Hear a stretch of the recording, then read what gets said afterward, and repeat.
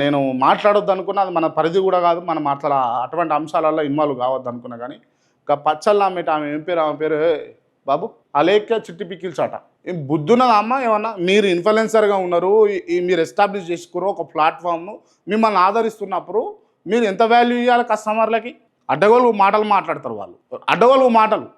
నీకు సాధ్యంది సాధకపోతే ఏంది, నిన్ను వాళ్ళని చూసుకుంటేంది. మీ భర్తనో లేకపోతే మీ తమ్ముడో లేకపోతే మీ భావనో కాదు కదా, ఇట్లనే వస్తాయి మాటలు. దందా చేసుకునేటప్పుడు అంటే కస్టమర్లే దేవుళ్ళుగా నడుస్తుంది. ఏ దందానైనా, ఏ బిజినెస్ అయినా పచ్చళ్ళ కాన్సల్లి బంగారం దందా కూడా కస్టమర్లే దేవుళ్ళు ప్రాతిపదికన నడుస్తుంది.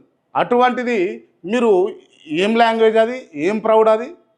అంటే ఇవాళ సోషల్ మీడియా డెవలప్ అయిన తర్వాత వాస్తవానికి మాట్లాడుకుంటే కుక్కలు సింహాసనం ఎక్కుతా ఉన్నాయి, కుక్కలు సింహాసనం మీద ఎక్కుతా ఉన్నాయి. ఇక కుక్క బుద్ధి ఎడబోడించుకుంటుంది అన్న సామెత గుర్తొచ్చేటట్టుగా చేస్తూ ఉన్నారు కొంతమంది. దయచేసి బంద్ చేయండి ఇవన్నీ కూడా.